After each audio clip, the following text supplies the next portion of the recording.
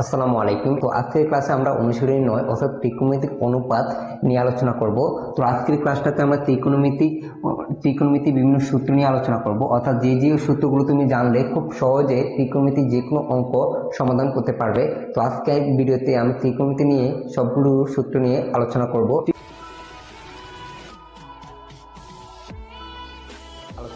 ত্রিকোণমিতিক সূত্র।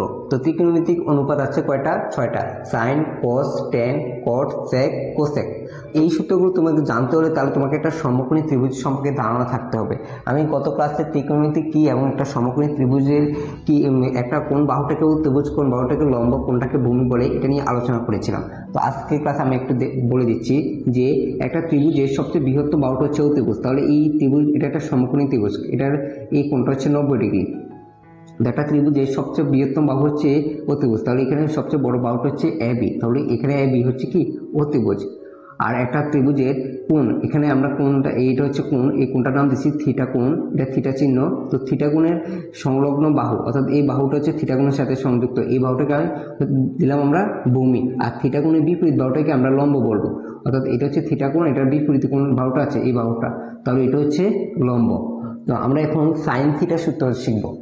তো সাইন থিটার সূত্রটা হচ্ছে যে লম্ব বাই অতিভুজ, সামনে লিখি অতিভুজ,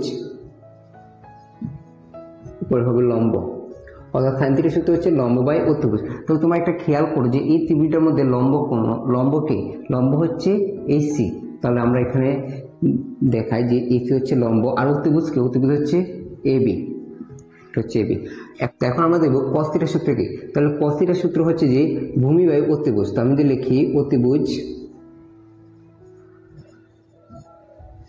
ভূমি বাই অতিভুজ, তাহলে আমরা লিখলাম যে ভূমি বাই অতিভুজ। তাহলে এই ত্রিভুজটাতে তোমরা খেয়াল করো যে এই ত্রিভুজের মধ্যে ভূমিকে, ভূমিটা হচ্ছে যে বিসি, বিসি হচ্ছে ভূমি, তাহলে আমরা উপরে লিখবো বিসি বাই, আর এই ত্রিভুজটার মধ্যে অতিভুজ, অতিভুজ হচ্ছে এবি, তাহলে আমরা এখানে এবি লিখবো। তারপর আমরা ট্যান থিটার সূত্র দেখবো। তো ট্যান থিটার সূত্রটা হচ্ছে যে লম্ব বাই ভূমি, তাহলে লম্ব ডিভাইডেড বাই ভূমি। তাহলে এই ত্রিভুজে তোমরা একটু খেয়াল করো যে এই ত্রিভুজটার মধ্যে লম্বকে, লম্ব হচ্ছে এসি, আর এই ত্রিভুজটার মধ্যে ভূমিকে, ভূমি হচ্ছে বিসি। আমি তোমাদেরকে একটা কৌশল শিখিয়ে দেবো যে যে কোনো তিনটা শিখলে বাকি তিনটা তোমরা অটোমেটিক পারবা। তো এখন আমরা কট থিটার সূত্রটা দেখবো। তাহলে কট থিটার সূত্রটা হচ্ছে যে ট্যান থিটার উল্টা, অর্থাৎ ট্যান থিটার সূত্র আমরা কি দেখেছিলাম, লম্ব বাই ভূমি, তাহলে কট থিটার সূত্র হবে ভূমি বাই লম্ব, ভূমি বাই লম্ব। তাহলে এই ত্রিভুজের ভূমিকে, ভূমি হচ্ছে বিসি, লম্বকে, লম্ব হচ্ছে এসি, এসি।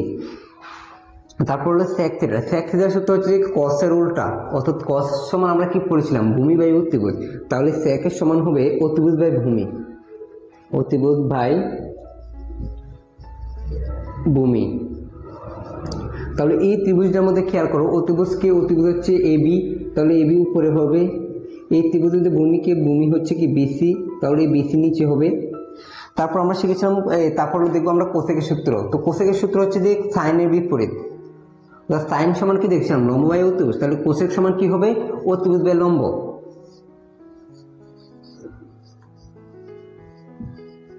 অতিভুজ বাই লম্ব।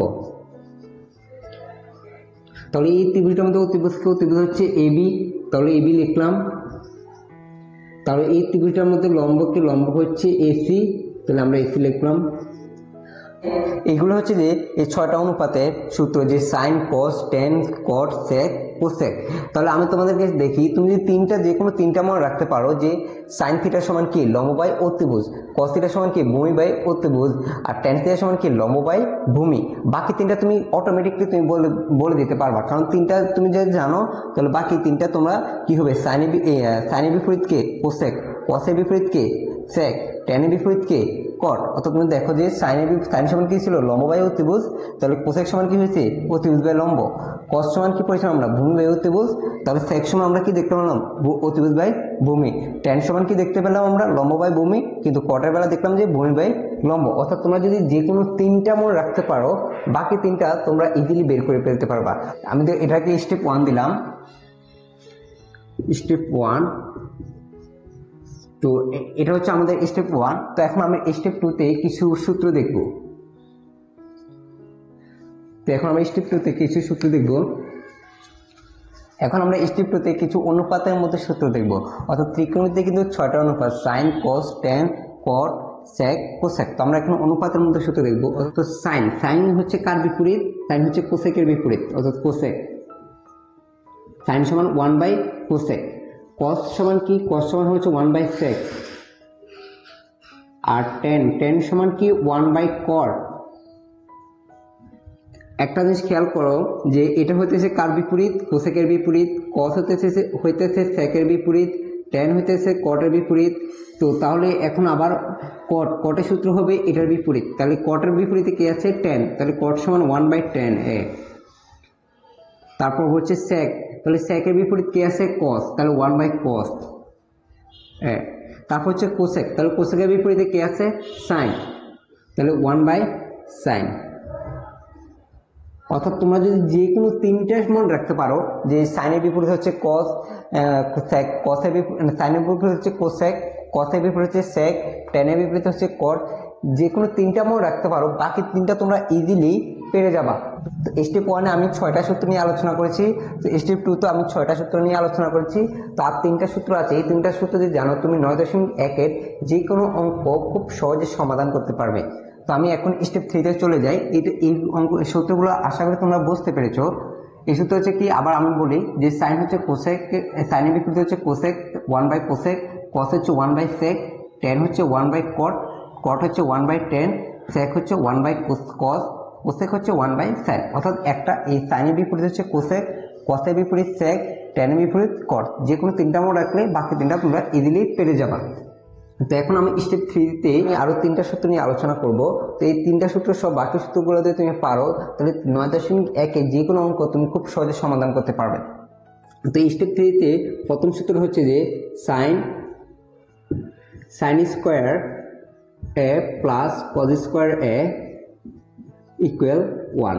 অর্থাৎ কোনো অঙ্কে যদি তুমি দেখতে পাও যে অঙ্ক করার সময় যে সাইন স্কোয়ার এ, এখানে এটা যে কোনো হতে পারে, এটা থিটা হতে পারে, এখানে কোণ হতে পারে, যে এ বি হতে পারে, এটা যদি বি হয় এটাও বি হতে হবে, এটা যদি থিটা হয় তাহলে এটাও থিটা হতে হবে। তাহলে সাইন স্কোয়ার এ প্লাস কজ স্কোয়ার এ ইকুয়াল 1।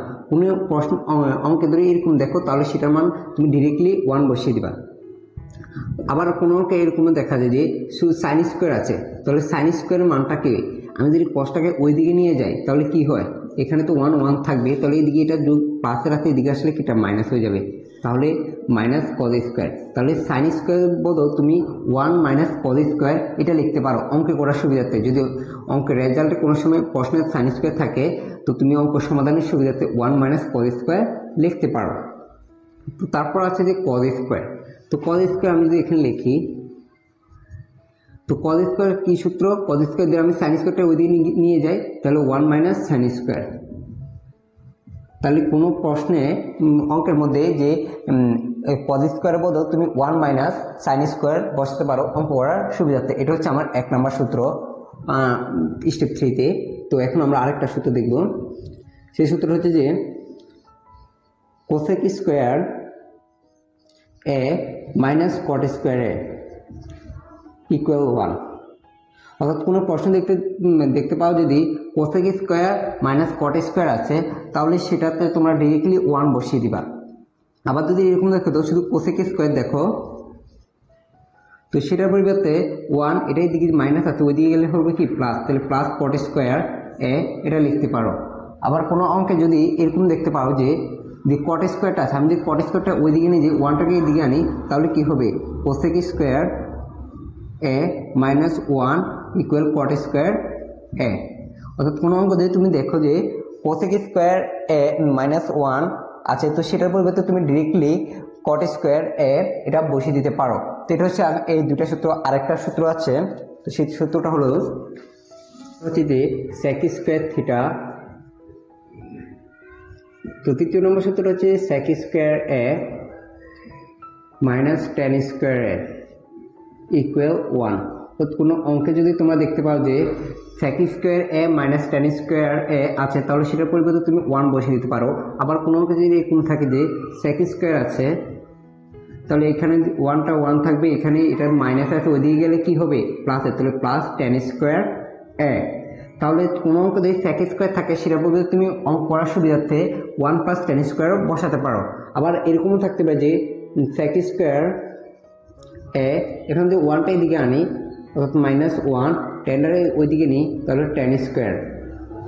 কোনো অঙ্কে যদি দেখতে পাও যে sec স্কোয়ার এ -1 আছে তাহলে সেটার মধ্যে তুমি tan স্কোয়ার এ বসাতে স্টেপ 3তে 3টা সূত্র। তো স্টেপ 1-এ আমি 6টা সূত্র নিয়ে আলোচনা করেছি, স্টেপ 2তেও 6টা সূত্র এবং স্টেপ 3তেও 3টা সূত্র নিয়ে আলোচনা করেছি।